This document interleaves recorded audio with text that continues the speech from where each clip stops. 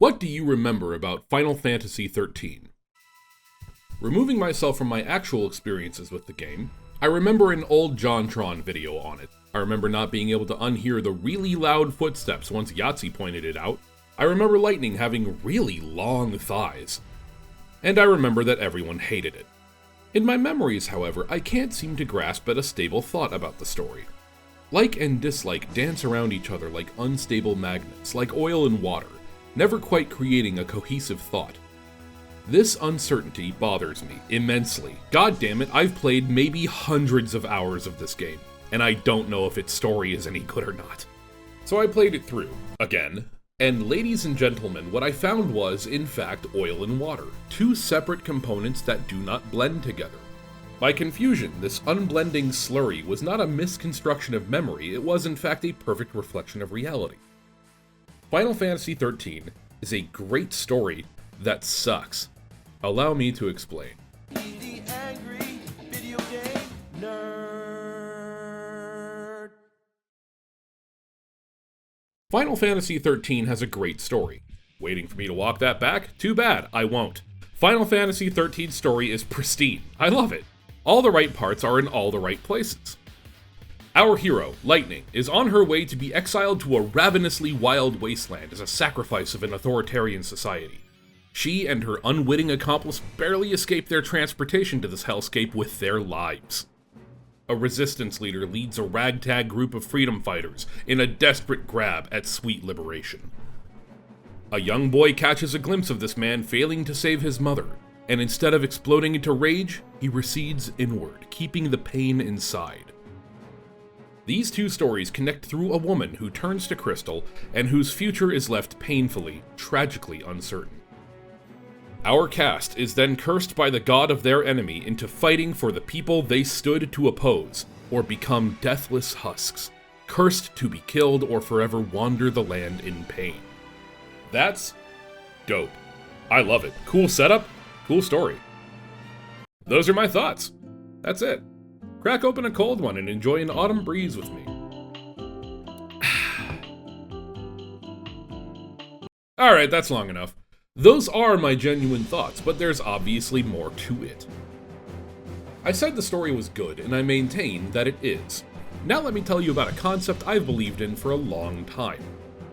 The two utterly distinct, but inexorably linked, disciplines of storytelling. Let's call it story and telling. What's a story? Well, a story is a thread of events that occur, a foundation of linear or branching in some games, events which act as the foundational resting block for the story on top of it. As in, which events occur in what order? How long do these events last? Is this string of events interesting enough to continue telling, or should we cut parts of it? Plot, textual implications, set pieces, and characters all rest atop the foundation of the story. So then what's the telling? Telling is the way the story is expressed, and you can have a great story that is told poorly. The telling might be comprised of dialogue, character interactions, minutia, flavor text, subtext, acting, environmental design, the means by which that foundation I mentioned earlier is experienced. But I will be honest, this discipline is mostly dialogue. Dialogue is the key player here. Stories, since the dawn of human speech, have been expressed through dialogue. It's how we communicate the past. I call them separate disciplines because any practicing writer is training both disciplines at once, and the two do not necessarily blend. And once you notice it, you can't unnotice it. The disciplines are completely disconnected, really only tied together by the fact that if you want to make a great story, you need to know how to do both. Like game design and game programming. If you want your game to be good, you need to lock both down, but it's entirely possible to achieve S rank in one and be a solid fucking F tier in the other. And just for fun, here's a lightning round of the Punnett square I've conjured up here. Note, these are the ones that stick out in my head, so it's kind of eclectic taste. Tell me your own, or how much you like or dislike my choices. Take great stories told well, a beautiful mixture of storytelling and dialogue, subjective to some degree. The Third Man, Bastion, The Big Lebowski, Final Fantasy VII, Planescape Torment, The Princess and the Frog. Bad stories told poorly, nothing to save, just a plate of bad ideas executed badly. Mighty Number 9, I, the Jury. Mirror's Edge, every David Cage game, Moana, Mega Man X7. Bad stories told well. Stories that carry with them no intrigue or weight worth paying attention to, but goddammit, I like the characters and the way it's told. Earwig and the Witch, Brutal Legend, Night in the Woods, The Emperor's New Groove, Grandia 2, A Hat in Time. And good stories told poorly, interesting, captivating structures and elements filtered through, say, poor execution. Repo the Genetic Opera, the Mega Man Zero franchise, Pocahontas, and Final Fantasy XIII. Remember, the rule here is don't let me ruin your fun. If you disagree, let me know why. You've got just as much a right to voice your opinion as I do. As I described above, at least the intro and setup of Final Fantasy XIII is interesting, and the actual events that occur afterward remain fairly well structured. Our characters gain access to magical abilities upon being cursed, which informs the gameplay, creating a sense that the story has everything to do with these disconnected battle sequences. The Eidolons, our character summon abilities, appear at inconvenient times to test the character, force them to call upon some inner well of strength, and then reward them with a divine gift, all deliciously mythopoetic. The cast starts from a place of total naivety, including the one who's supposed to be the most hard-bitten, stoic, and knowledgeable, and learn about the myriad ways that not only their actions, but the way they view the world around them has been manipulated. It's an effective way to communicate helplessness, and helplessness is a tough thing to communicate in a video game. Quick aside, just for fun, it may sound easy to induce helplessness. Give a character a gun, and then take it away. But players have a tendency to brush this aside, as any game that's any fun is built upon a contract between creator and consumer, and that is, this game is beatable. With the tools at your disposal, you can finish this game. If you cannot, it is a failure on your part. This unspoken contract is why players have a tendency to hate hard games more than would seem rational. If the thing in front of you were truly impossible, then your failure to complete it would not be failure at all, in fact. Yeah, I'm just gonna let her kill me. I'm just gonna let her kill me. I'm gonna let her kill me so I can start over. Just keep shooting me. Run quick. No, shoot me. I wanna die. Yeah, my controller was broken. That's why I lost, see? See, I didn't lose, the contract was broken. I never had a chance of winning. And that feels better than having failed at a game. But once a game is impossible, players disengage. Why continue on with a fruitless task? It's because if the game is decent at all, then the contract was never really broken. You still have within you the capacity for success. If your controller was really broken, then you wouldn't be playing fighting games online. Phil. Keeping this contract in mind, simply taking away the power a player has is actually a pretty difficult means by which you can try to force a player to feel a sense of helplessness. You're usually left with one of two outcomes. The first is that the player sees through it and recognizes, oh, this is another beatable part of the game, and the difficulty has been adjusted for it. And this is actually the more preferable of the two outcomes. We've all faced a supposed to lose fight, and if you didn't waste any Phoenix Down tufts then hey, no harm, no foul. The second is that the taking away is unfair, and the taking away of power is truly what it seems to be, a contrivance, and thus constitutes no failure or lack of agency on the player's part, because helplessness is a feeling that comes from within. Helplessness is communicated significantly more effectively by a game's natural difficulty, a la Dark Souls, Hollow Knight, Getting Over It, etc. This episode brought to you by Go to the store to get stamps when you can have them printed. Where the fuck is the nostalgia critic showing up? Jesus Christ, I was gonna have a heart attack. What? It's why none of these games would work with an easy mode, because helplessness is the experience. Okay, diversion over, thank you for that. If you want to communicate helplessness in a game, a narrative like this, where notions of world building are trusted implicitly, then taken away, it works significantly better. And the story handles it with a unique sense of brazenness and aplomb. The story, and I'm still discussing the foundation, the chess pieces at work, not their communication through characters and dialogue, does have some problems. It's not always paced perfectly, the exposition isn't always weaved beautifully into the narrative. Some chapters exposit far too much, some chapters could have used more explanation, and I feel that the ending hours have to explain so much that it's hard to get wrapped up in the emotions of any given scene. That isn't the fault of the dialogue, that is the fault of the story. But overall, I hope you see what I'm getting at. What's happening in Final Fantasy XIII is interesting. It's unique, brazen, weird, and not designed without some genuine inclination to present the human experience by walking the path less traveled. It's just a shame that this grand, imposing, imperfect, ambitious story was forced to be brought to life by a gang of obnoxious, blithering idiots. Okay, quick disclaimer. I've heard the argument that Final Fantasy XIII is a story ruined by its localization, and I have no great love for modern localizers, especially these days. Their hearts are delicate like glass, yours especially. You think so? Yes, you're worthy of my grace. Your grace? I'm saying I like you. I'm not going to defend the practice of hijacking a story with memes and political agendas for the sake of showing off one's own underdeveloped writing chops. But if that was a problem with Final Fantasy XIII, I'm convinced it wasn't the only problem. You know what you can't localize away?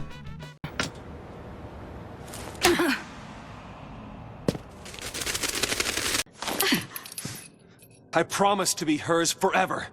I don't care how many years I have to wait. It's over! Open your eyes!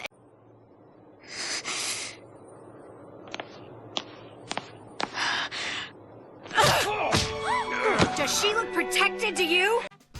Lightning repeatedly assaulting people for saying something she didn't like. These characters are bad. Really bad.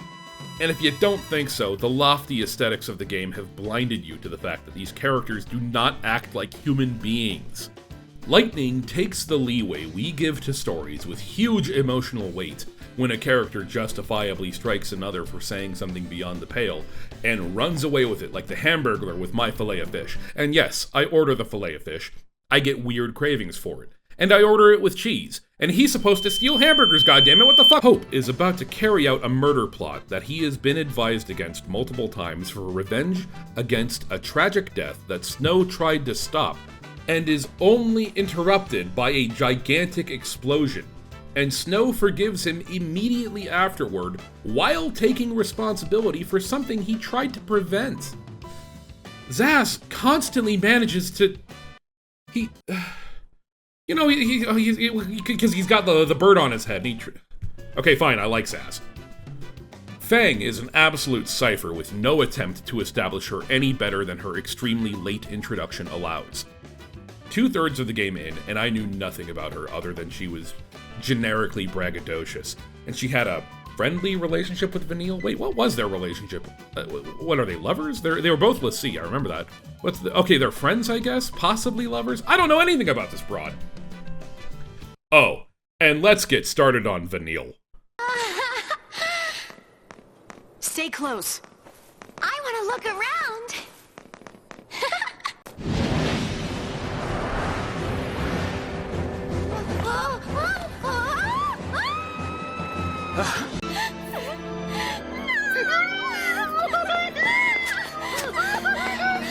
You can determine pretty well whether someone is speaking out of a genuine enjoyment of Final Fantasy XIII, or whether they're just fanboys, by whether or not they defend Vanille. On paper, in the same overarching outlines that determine how the story is supposed to play out, she's a constant beacon of hope and positivity, meant to push the story forward and provide some levity to a cruel, hard-bitten world. But in practice, in the actual dialogue... Don't worry. We'll be okay. Mom.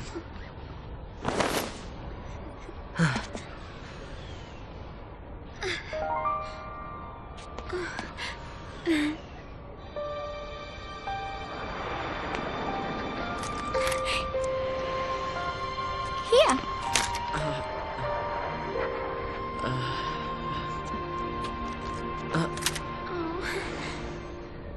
Utterly indefensible. They've got to be real, not just shadows on the page. You've got to make them live and breathe with all their contradictions. Quote by Dashiell Hammett. So much effort was put into making a story about humans, the way they're manipulated by higher powers, the utter despair of feeling helpless in a world gone mad, that the writers forgot to populate their story with humans. Attempts are made. For all its faults, the game gets romance better than maybe every AAA production in the past decade. Sarah. My one, my only. Will you marry me? Yes. She said yes!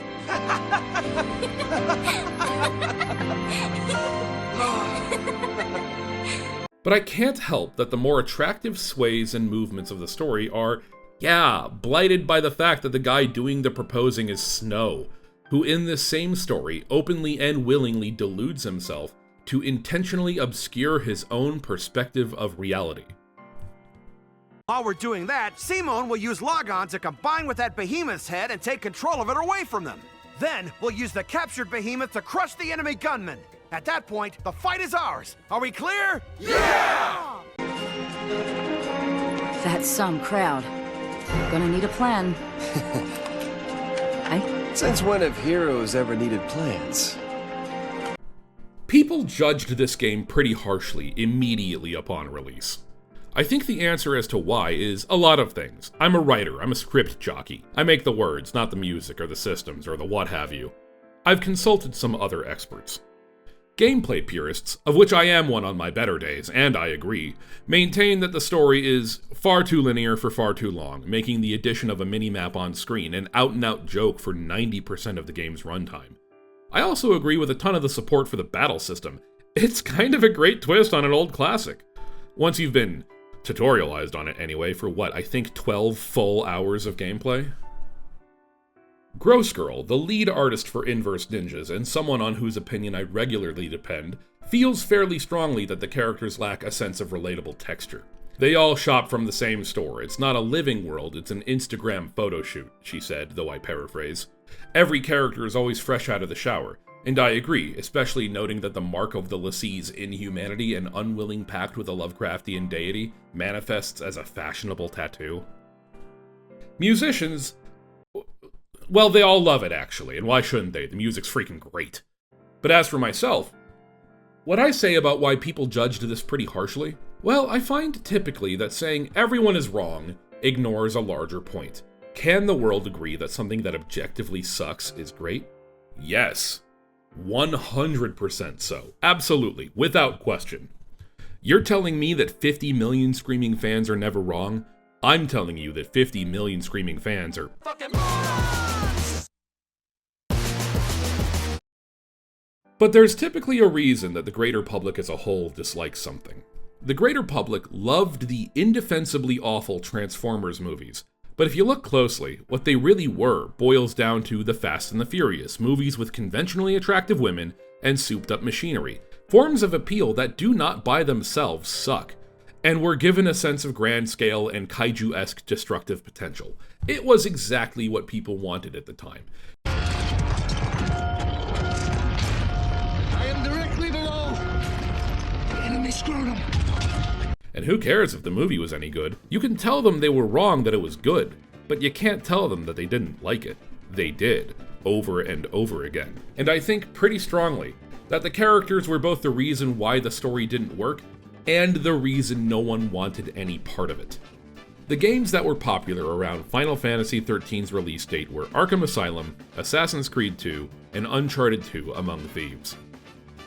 All of these games had confident, larger-than-life protagonists, and while they might face conflict down the line, they started with confidence, and didn't appear mincing or melodramatic or overburdened with barely human philosophy that no one can relate to because these characters didn't act like humans. Minoru Toriyama, the director of Final Fantasy XIII, has explicitly stated an intent to make Lightning a sort of female Cloud Strife. This naturally got on people's nerves. No one likes it when they notice that a favorite character is being subjected to an attempt at replacement. But I'll take it one step further. Lightning doesn't suck because she's Cloud Strife. She sucks because she fails to be Cloud Strife. When Cloud says something bitchy, or acts like a mincing little freak, Barrett's response is naturally, "Oh my god, Cloud, I ought to strangle you, you know that?" Ain't holding out on me, are you? Stamp scared to bite the hand that fed him? Or is he a loyal little doggy? Have it your way, Mutt. We can do this with you, or we can do this without you. When Lightning says the 50th inexcusably bitchy thing that same day, everyone's response is either, "Damn you, Lightning, how dare you be so right?" Or, I know she's a little rough around the edges, but we need her. Does she look protected to you? I can save her! What can you possibly do? Whatever it takes!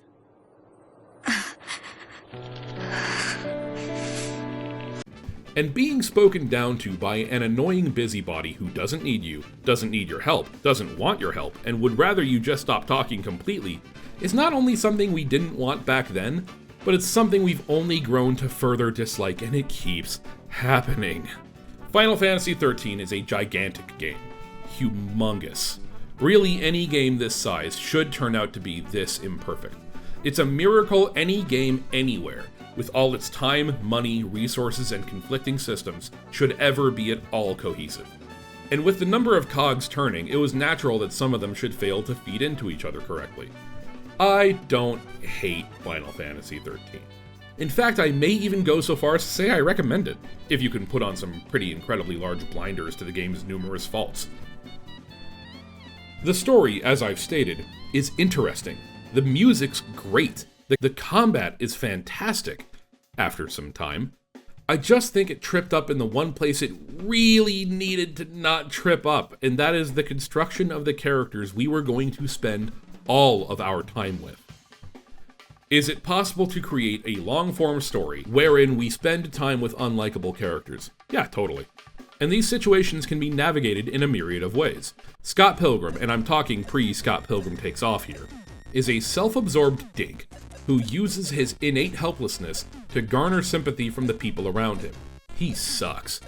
And the world just keeps kicking his ass until he turns into a fucking adult.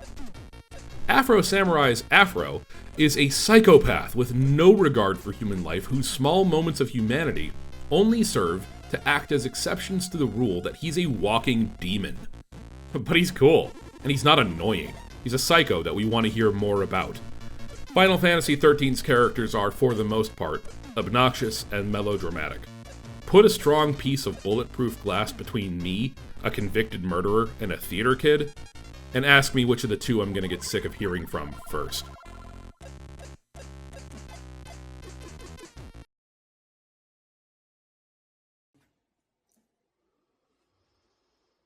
Ladies and gentlemen, tonight's revelries are ended. If you enjoyed the video in any way, all we ask is for a humble subscribe in the tin can currently being passed around.